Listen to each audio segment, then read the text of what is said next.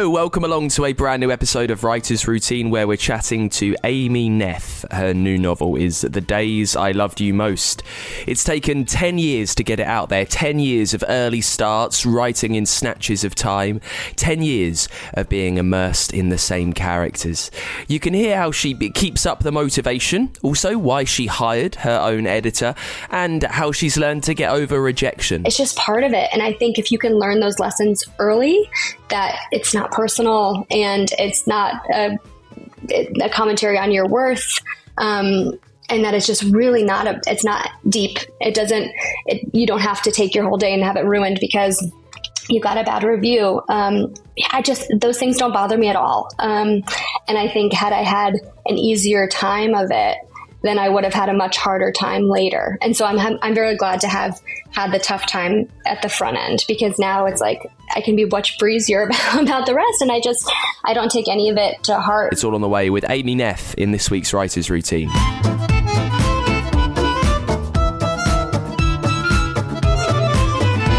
Yes, welcome to the show. My name is Dan Simpson. This is Writer's Routine, where we take a look through an author's working day.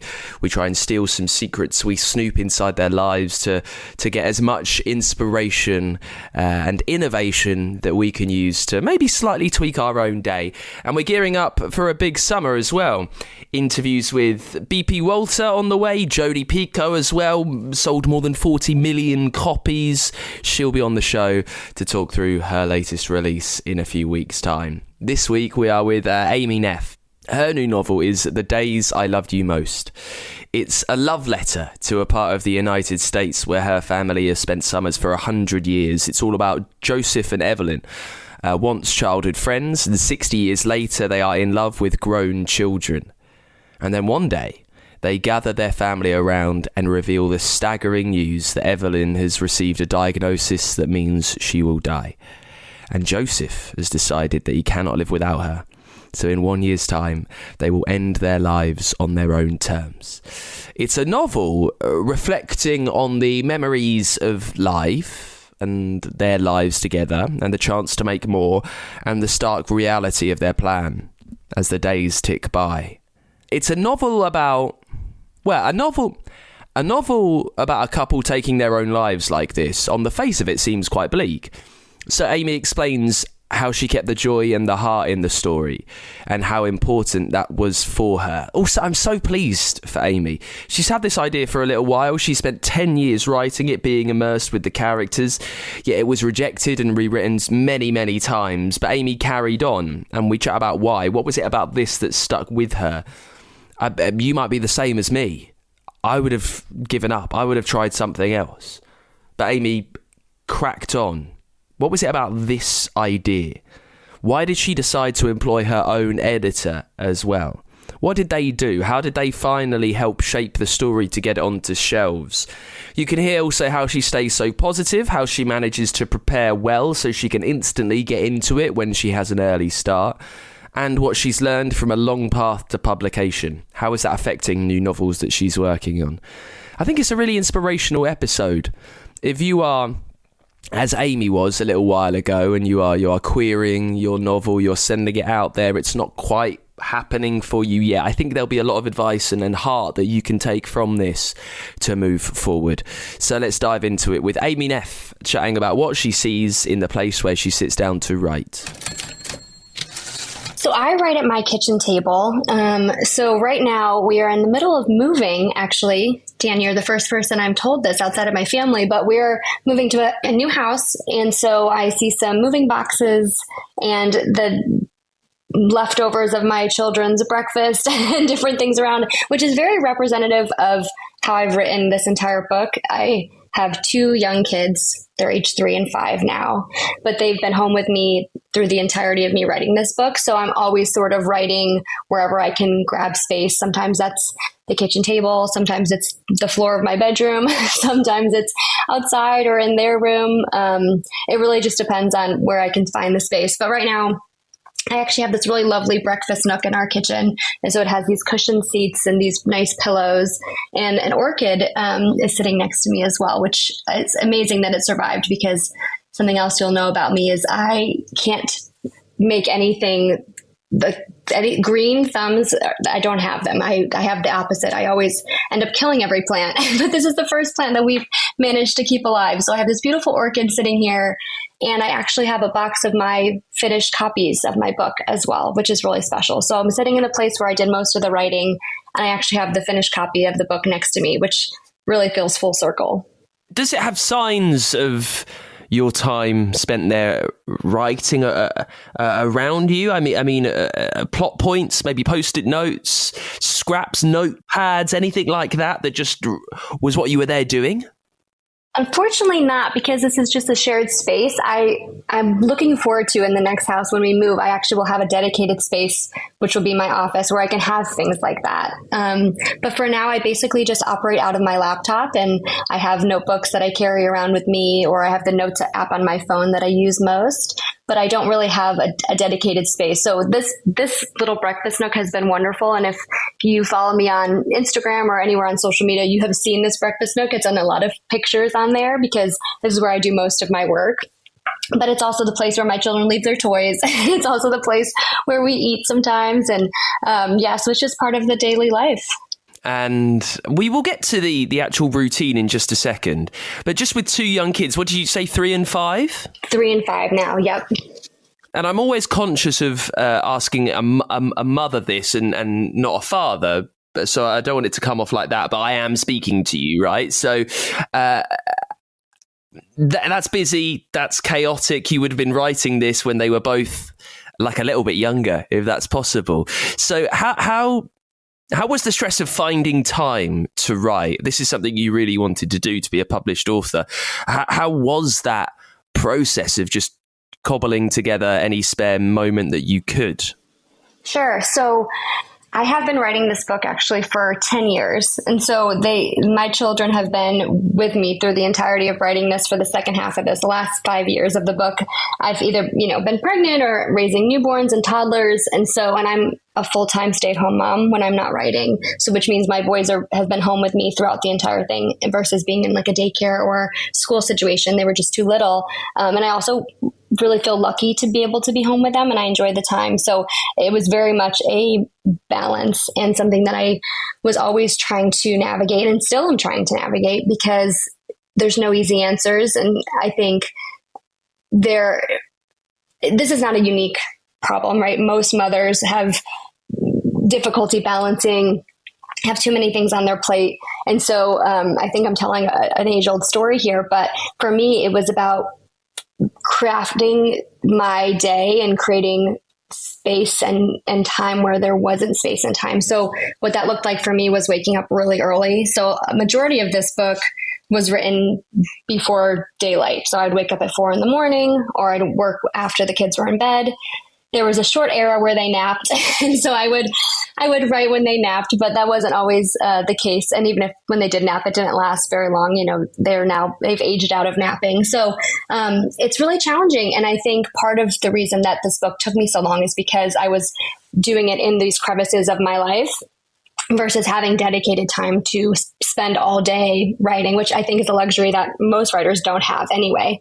But I think that writing with my children in the background of the writing has been a challenge, but also a gift because I am so productive now, Dan. When I have a little sliver of time, I can get so much done. And I think had I had more of a luxury of time, I think it's easier to get into things like writer's block or stalling or, sort of allowing that luxury of dilly-dallying, which I just don't have. So if I have 5 minutes, I use those 5 minutes. If I have 15 minutes, I'm going to be using every minute of those.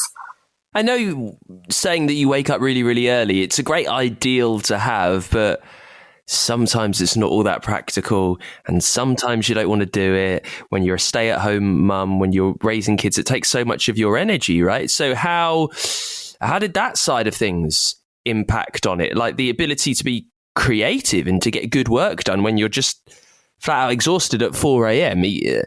How much does that kind of affect the motivation of actually, is this something that I really want to do? Well, I think that I'm an exception where I really am a morning person. So I don't even know if we can call 4 o'clock in the morning a morning at that point. But I really don't mind waking up early. I never have. And so I can wake up, I can function at an early time. Now, it does make the days longer and harder because you are tired earlier in the day, but I also just felt like there wasn't a choice, right? I could either get more sleep or I could get work done, and I couldn't have both. And so I knew that it was sort of a limited phase where I'd have to be doing something like that. And I knew eventually my kids would be in school and I'd have more of a realistic time frame to work and more sanity probably. But I also knew that I wanted to continue moving this project forward and not just wait until I thought I had more time. So it was more of a function of forcing it, I think, for myself. Then it wasn't really a choice. It was just sort of, I knew it's what I had to do in order to move forward. I think one thing that helps me is I jot down little things throughout my day as I'm going. So even if I'm not actively writing, I'm always processing, and there's background processing that happens. And so I'll be washing dishes and I'll type something into my phone, or I'll be going to bed and I'll pull up my phone and my notes and I'll type something in there. And so I think that writing is a part of my entire day. And so when I get to the place where I actually have the dedicated time, whether it's a half an hour, 15 minutes, I know exactly what I want to work on, because it's not like I'm just going through the day and now I get to the laptop and I'd say, oh, what am I doing?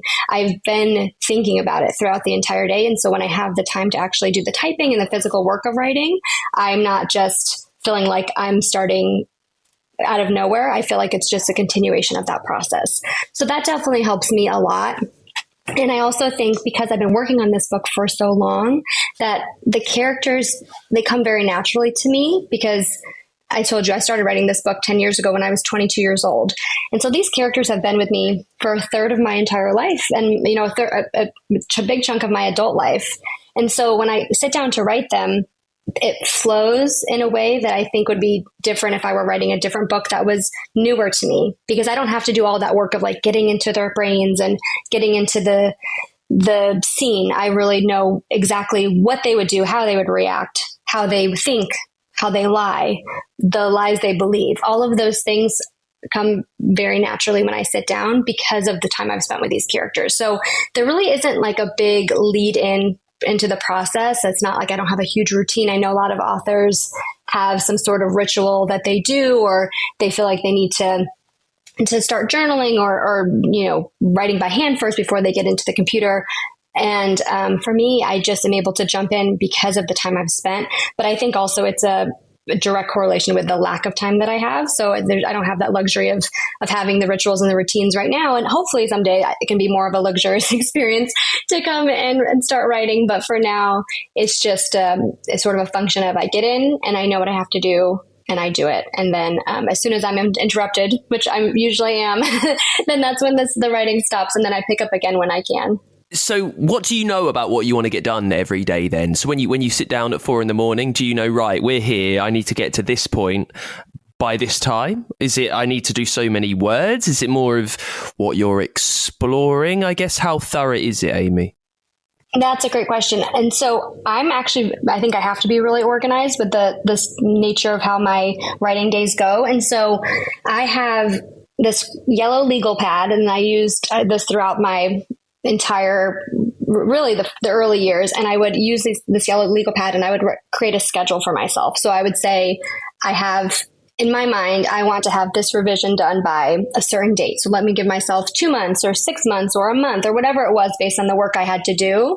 And then I would break down the amount of chapters that I had to do over the time that I had to do them. And so in my mind, if I said I had 2 months to do this revision and I knew I needed to hit every chapter and say there was, 30 chapters at that time, I would break down how many chapters I could physically do per week. And then that's what I would focus on. So I would say, if I know I needed to do 5 chapters this month, or, 5 chapters this week, depending on, again, how long and how deep these revisions were, then I would say by today, I need to have finished this chapter in order to stay on track. So I would have this amount of time where I would be breaking down basically the schedule and structure that out. And then I would try to hit those points, and you don't always hit them. And sometimes it takes a little longer than you expect. But if I had that schedule, I would know, okay, this is on this day, I have to finish this amount in order to stay on track. And so I would work with how much time I had in the morning, And then if I couldn't quite finish it, then I would work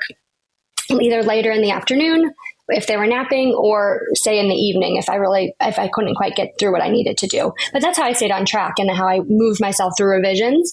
And again, this was not anybody asking me to do this, or I wasn't on deadline for an editor at this point or anybody. This was just the way that I kept myself honest and how I managed my time, because otherwise I think it's so easy to just say, oh, I'll get to it later, or, I don't have time for that.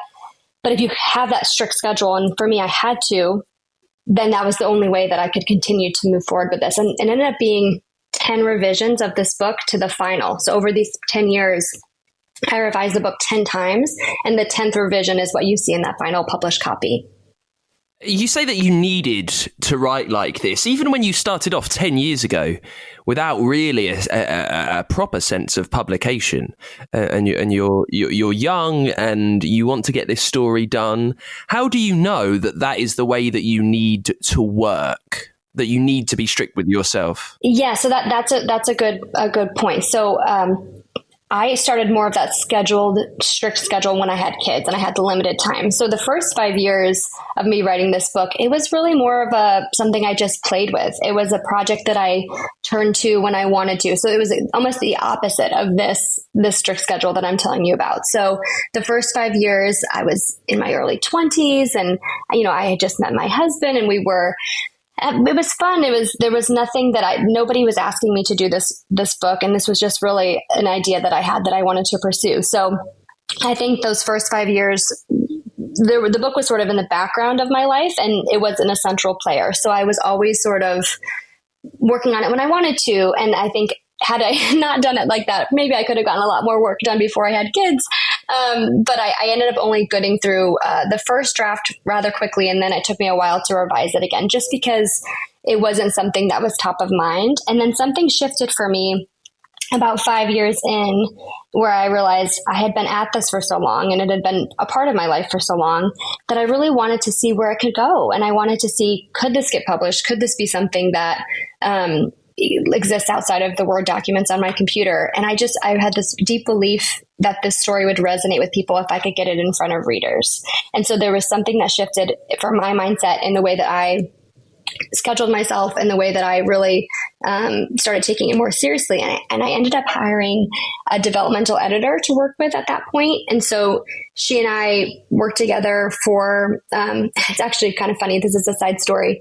She and I worked together for almost the entirety of my first pregnancy. So I didn't know that when we started, obviously I didn't know that I was going to be pregnant. And then it was almost exactly 9 months from the day that she and I worked together to me finishing that revision. And my son was born truly the day after I finished that revision. And so it was quite interesting timing. And there was a false alarm where we thought he was going to be coming even earlier than he did. And I had one chapter left.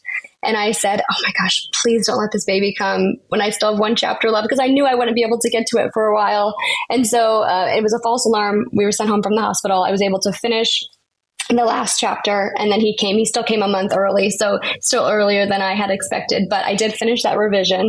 And so from then on, I had every bit of this book was written with either newborns, and I was postpartum, or, toddlers. I had 2 boys under 2. I had 2 boys in quick succession. So then it became much more difficult, and then I had to really structure myself. But the very beginning of my time with this book was much more laissez-faire, I would say.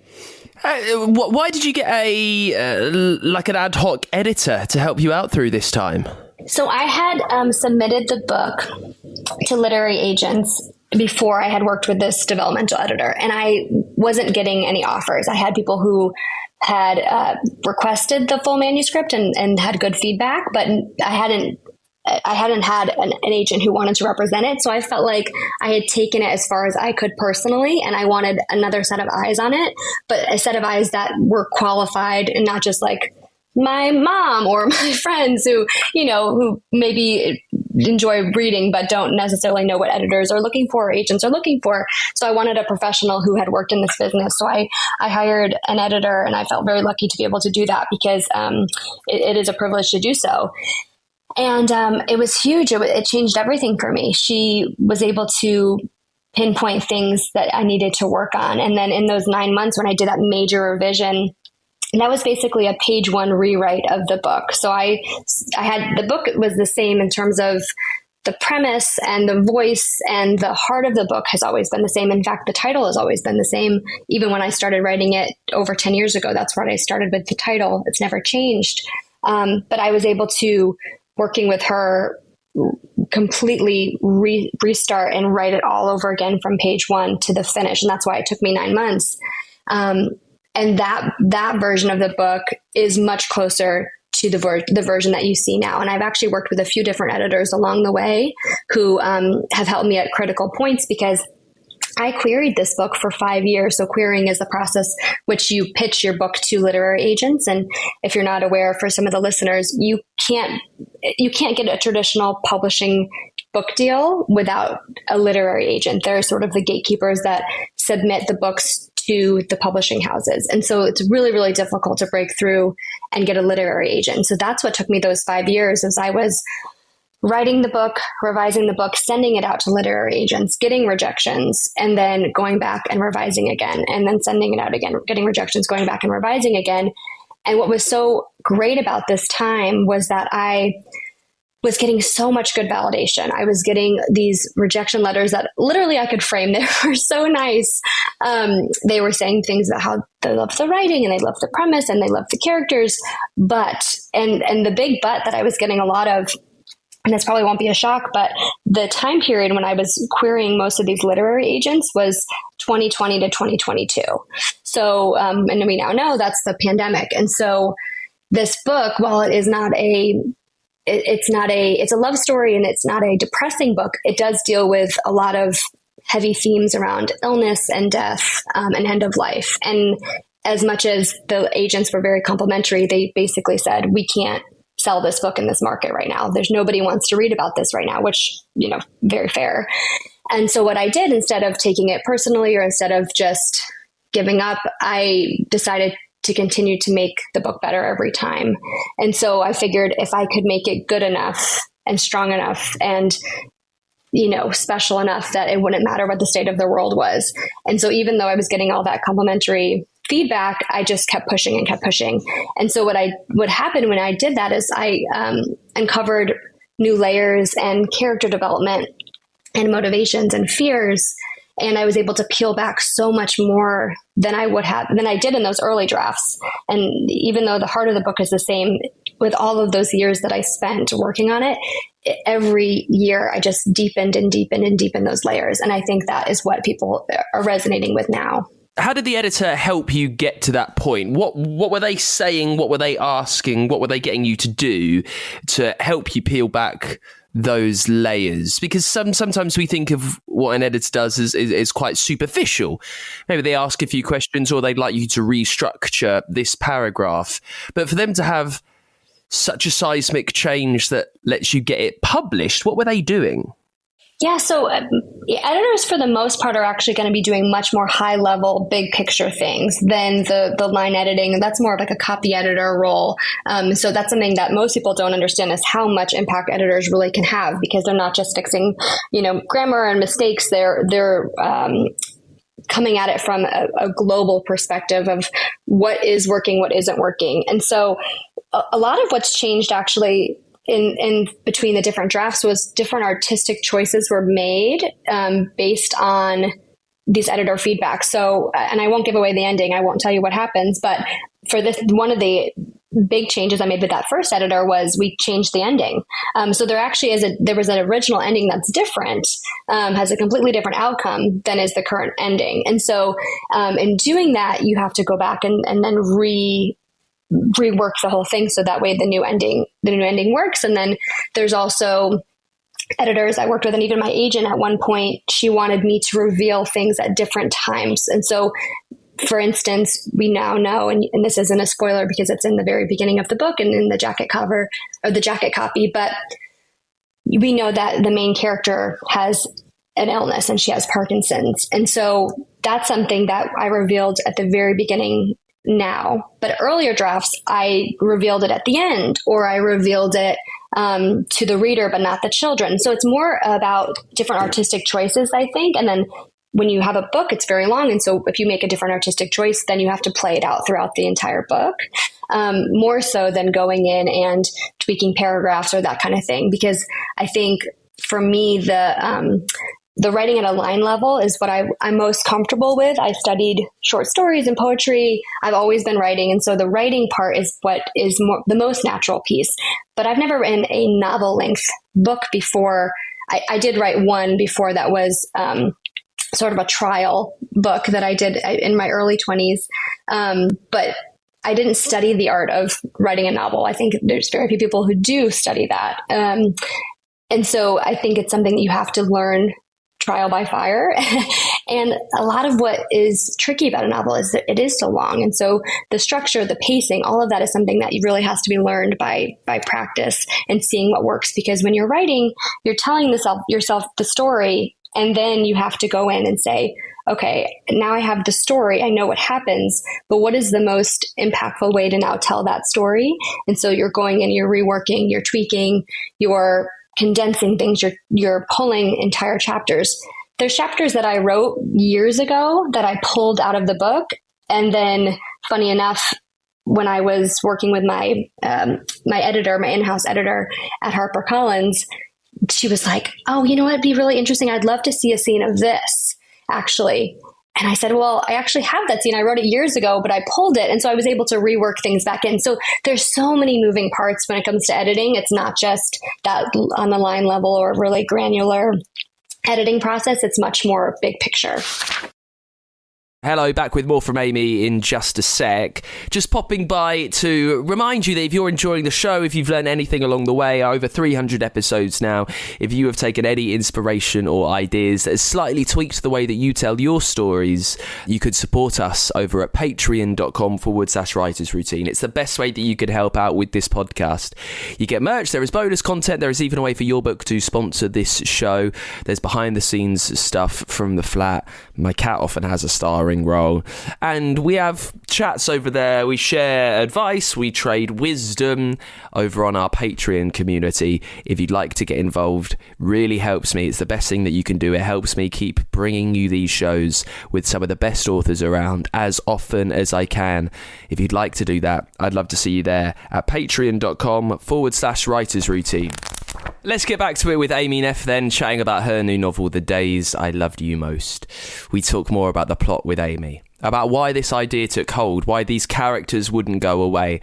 Also, what she starts off with when the idea finally creeps in. How does she take an idea to a plot? What does she prepare before she gets it down on paper? And we get back to it with mindset. In the face of many rejections, after a decade of trying to get a book out there, how on earth did Amy stay so positive?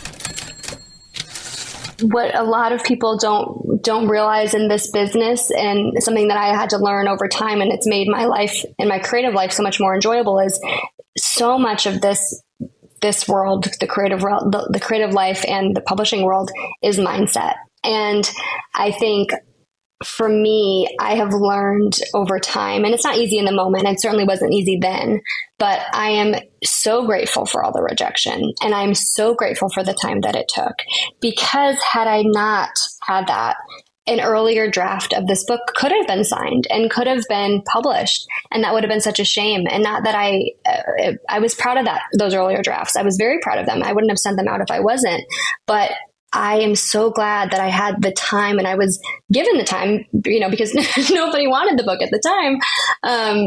I was given that time to sit with it in a way that I think most writers aren't given that time, or are unwilling to take the time, because there's such this emphasis on rushing to publication. There's such this emphasis on, get it out, get it done. And because of the nature of the timing with the pandemic, I was given a gift of, you have to sit with it, and there's no rush, because there's no demand, and there's a lack of a demand. And so, I just think it's really rare, and it's something that I want to take with me when I continue to write future books, because I think especially after you're published, there's that feeling of, I got to get that next book done. I have to get it out because people are waiting for it or they want it. And I think that that's valid, but I also think that good things take time. And I think great things take more time. And I think that this book was good when I queried it before, and it took time to get to that level of real depth that I think I would not have had. And then also the other part of that coin is I am proud of the work and how much, the extra time I had for that. But really what that prepared me for was the creative life, because all the rejection that I faced, all of the no's, aren't really that different from your life post-publication. You're not going to get everything. You're not going to get every review. You're going to get negative reviews. There's certain things that it's just part of it. And I think if you can learn those lessons early, that it's not personal and it's not a commentary on your worth, and that it's just really it's not deep. You don't have to take your whole day and have it ruined because you got a bad review. Those things don't bother me at all. And I think had I had an easier time of it, then I would have had a much harder time later. And so I'm very glad to have had the tough time at the front end, because now it's like I can be much breezier about the rest. And I don't take any of it to heart. And not to say that you shouldn't take criticism, because I think criticism is very important, and I think it's important feedback, but it's understanding that your book is not going to be for everybody. And that doesn't mean it's not a good book, or that you're not good, or that you're not a great writer. It's just learning to separate all of the negativity and all of the no's from you personally, which I think is a tough lesson for any writer, but you have to learn it at some point. So I'm really glad to have had it early and have that thicker skin now, because it never stops even after you're published. And I think in some ways it gets harder. It's also interesting that you spent 10 years with the same novel. I think a few people, myself included, just get so distracted that we have new ideas syndrome, right? Where after a few years, if nothing's really happened, but I want to write this story now. This is a brilliant idea.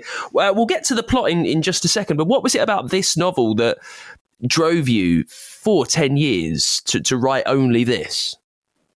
Yeah, so I think when I set out to write this novel originally, and I can tell you a little bit about that story. So it's actually quite a romantic story that I created myself.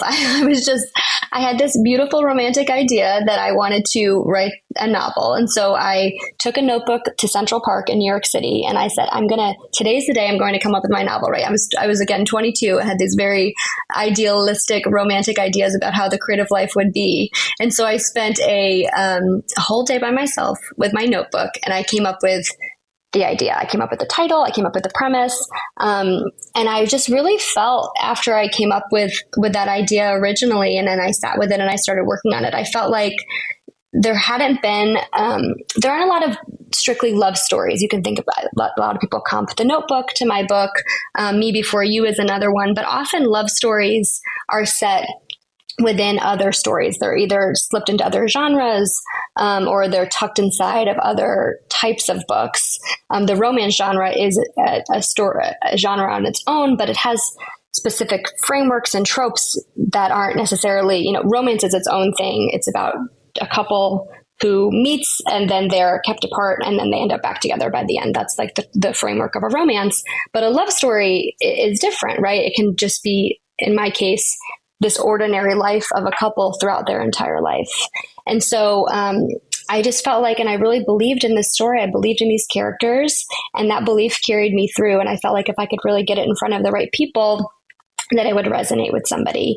And there was a point, actually, I don't know how many years in, my youngest was 7 months old. And so I had two boys, like I said. And so I was pretty freshly postpartum with my second son, and I had two boys under 2 at this time. So it was chaotic, and I had pretty bad postpartum depression, and I had just received another round of rejections on this novel. And I thought, okay, maybe it's time to just put it aside and not say it's done, but try something else. And maybe this will be my second book. Maybe I get signed with a different book, and then The Days I Loved You Most is the book I release next. And wouldn't that be great too? Because then I already have it and it's done. And that's a nice thing to fall back on.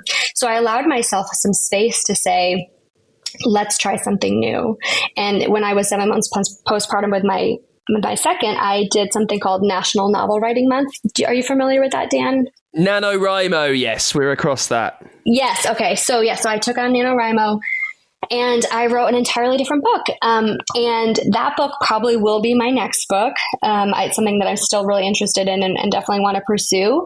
But I think taking the pressure off of this one book was exactly what I needed at that time, because I just felt like all of my eggs were in that basket and I didn't have anything else that I was really trying to work on. And so in releasing that pressure on that book, and writing the new book, I think it just gave me some space from it. And so while I was working on that NaNoWriMo book, I had an editor that had in mind to work on this book with me.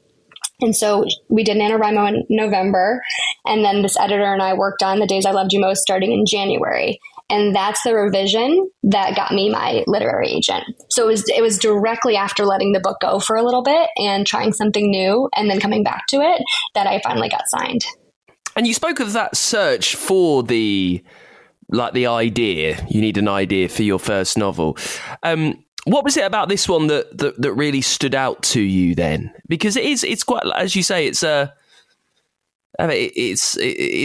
love story, but there is quite, I guess, bleakness to it. What was it that really grabbed you and made you want to write more? Well, I think it's just that I've always grappled with this tragic truth about life, right? That we all have to face, that no matter how much you love someone or no matter how long you've been together, at some point we all have to say goodbye. And writing this novel was my exploration of what happens when a couple says, no, not us. We want to say and how our story ends. And I just thought it would help me to explore my own feelings around that, because I have a husband now, and I can't imagine, even having written this book, facing what we will eventually face. And all of us face this. It's nothing that any of us can escape. And even writing a whole book about it, I have no more answers for us. But it just was something that I think held me for so long, because it's real and it's true. And it's something that we all have to one day answer to, but it's also helps you to see the beauty that's inherent in life, right? What makes love beautiful, what makes life beautiful, is that it eventually has to end, and that we have to appreciate it while we have it, because it's not guaranteed. And even there's no guarantee in how long you have. No one is guaranteed a full life, or a long life. And so I think the themes were so universal, and that there was no bigger book for me. There was no new idea, because this was the idea. This was the thing that mattered to me, that I wanted to explore. And I love these characters, and the more time I spent with them, the more I enjoyed them, and the more I learned about them, and the more I learned about myself and about life. And these characters also grew up with me in a sense. Like the love story that I wrote for them in my early 20s has matured and deepened. And the love story that exists now on the page is definitely a more mature version of that original story, because I have now had children and I have now been married for some time. And so I think I understand life and marriage and motherhood in ways that I couldn't and didn't when I started writing this book. So it was never always just writing the same thing. And I never got bored of it, because we were always learning together. So I always start with characters first. And I spent a lot of time before writing the first draft of this book, before I even got into plot. I wanted to know who these people were. And so I actually did these very in-depth character analysis of each character. So I would write a whole Word document about each one. So I would say, I would know everything about them. So, childhood memories and first heartbreak, or, in this case, they've only ever been together, but all the little things that you need to know if you really have a full life, embarrassing moments, regrets, favorite holiday moments, anything that you can think of as a real human person that goes into your identity in your life, feelings of religion, feelings of friendship, friendships you've lost, shame, all of that. And so I spent a long time with each character fully developing them. And then this is, I think, where I now would be able to be much, much quicker in terms of the structure and the pacing of the novel, because I really didn't quite know what I was doing at the time. And so I just thought, okay, I'm going to write a love story from the very beginning to the very end. And so in order to do that, I'm going to have to tell this entire life. And to do that, I need to bring them through all of the decades and all of the eras of their life together. And so I just started thinking about historically what would be happening around them during these time periods that could give me context for what they might be going through. And that actually was, I think, really important way for me to enter into this book, because a lot of what you see on the page is the way that real events impact them and themselves as individuals and their marriage and their family. So you see things on the page like 9/11, or you see World War II, or, there's a bunch of historical events, the Vietnam War, JFK's assassination. You see a bunch of things on the page that are just the backdrop of their life, but it also informs who they are at the time. And one of the things that Evelyn struggles with, my main character, is this feeling that she wants to be more than a wife and mother. But again, this is the 1950s in the United States. And what most women were at that time was a wife and a stay-at-home mother. And so it was really important for me to understand who are they in the context of the world around them. And then from that, I think I had to really figure out, okay, how do you build a structure around this? And so I say, I think I'd be quicker now than then, because I wasn't really coming at it as I need to hit certain beats and I need to hit certain structure or any of that. I just was trying to tell the story. And I think it was not the most efficient way to do that. But I also think that it was a more organic way. And I think sometimes when you take too many craft courses, or if you spend too much time trying to perfect the structure first before you know what your story actually is, then it comes out more formulaic, and it comes out a little more like you can force things because you're trying to hit certain plot points or beats structurally. And so I think the benefit of me not knowing at all what I was doing is that I had that more organic exploration over time, which allowed me to play a lot. And I wrote so much more than what ended up actually in the novel. So I have so many thousands of words of scenes that are cut, and I keep a document of them. And this is a tip that I would definitely offer to other writers: is keep a document of anything you cut from your novel, because one, you may realize you actually want to keep that and put it back. But also what ended up happening for me, because I had so many drafts of all this cut material, when I was writing new scenes or new moments within a scene that already existed, I would go back through those documents and pull things sometimes. So sometimes there was like an entire scene that didn't work and I cut it, but there were 3 great lines in there that did still work. And I was able to thread those back in. So a lot of my revisions were rethreading and reforming scenes from things that I actually had already written. And so I think part of what makes the writing strong after writing all that time is that you're keeping it's a best of all your works, and you're cutting anything that isn't working, but you're also keeping all the good. This might be quite a trite question, and it's not meant to be so simplistic, because I know that the novel is a love story, and you've said we see a couple through the years, and it's about real life, right? But at its most simple, it's about this couple who decide that they will end their lives on their own terms. Now, at a very simplistic thing, that's quite a bleak thing, right? So how much thought did you give to light and shade, to consciously making an effort to have cheerful moments in what could have been quite a sad story for the whole thing? Mm-hmm.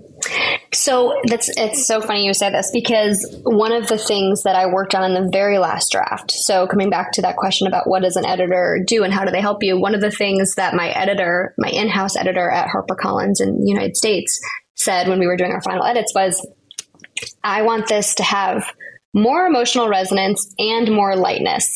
And so that was the direction I was given. And really that high of a level. Then she just, and I love this editor so much, and she gives me a lot of freedom to do things as I see fit. She never once said, you must cut this scene, you must cut this line, but she would give me these sort of high level thoughts.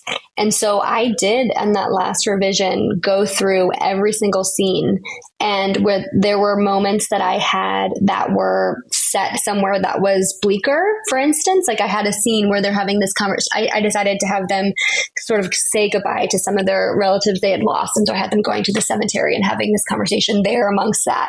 And I thought, okay, that's a scene where I can actually add more lightness. And like, we don't have to have this scene in this cemetery, right? We already have a lot of deaths in this book. We don't need to like bang it over the reader's head. So things like that, I pulled out of those scenes, and I instead gave them a moment where they were able to check something off of sort of this list that Evelyn has of all of her dreams. And so I did more focus on those kind of things versus these, a lot of more of these serious conversations in these serious settings. And then I also added a scene that I really love, and I won't spoil it again, but anyone who has read it, or if you've read it, there's a party scene that happens.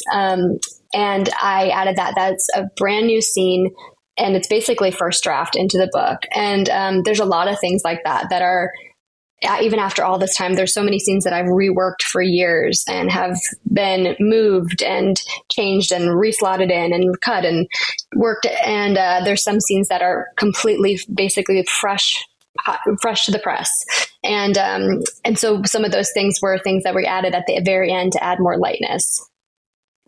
And I guess the last question is, I don't want to harp on about it, but just because you've spent 10 years writing this book, right, which is a lot longer than some other authors, but you know, for so many different reasons, what have you learned in that time about writing a novel, and about who you are, and about how you work best, and about what you can do, what you can change going forward?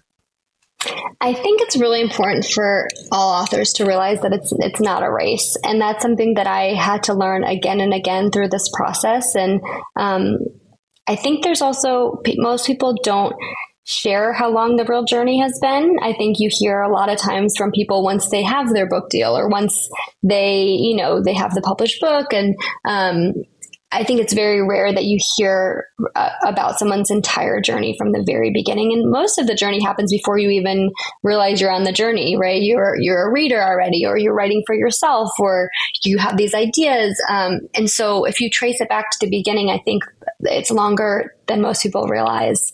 But I also think that there is no real ticking clock. It is all in your head. And so if you start comparing yourself to other people, or this person's already published, or this person's this far ahead, it's really not a race. And it's really about the work and having the best possible product. And once it's published, it's there. And so I just think making sure that you feel this is the very best thing that you could possibly put into the world. And you have to feel that way. And this doesn't mean it has to be perfect. This doesn't mean that you have to be a perfectionist and you should hold back from putting something into the world because it's not, everybody isn't going to love it, because nobody will love everything.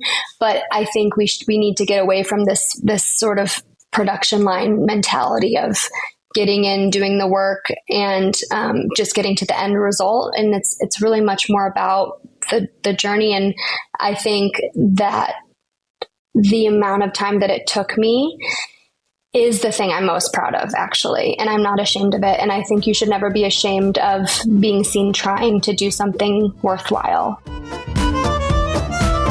And that is it with Amy Neff this week on the podcast, hearing about her writer's routine. That brand new book is The Days I Loved You Most. You can pick up a copy. It's out on the 30th of July, I believe. So if you're listening on the weekend of release, hang around for a few days. If you're catching up, it's out for you to enjoy, called The Days I Loved You Most. We'll be back next week with a brand new author on the podcast. So many incredible names and guests coming to you over the summer. If you'd like them to automatically download to your feed so you don't need to worry and you're not already, make sure you are following us however you listen to the podcasts. You can also support us at patreon.com/writers routine.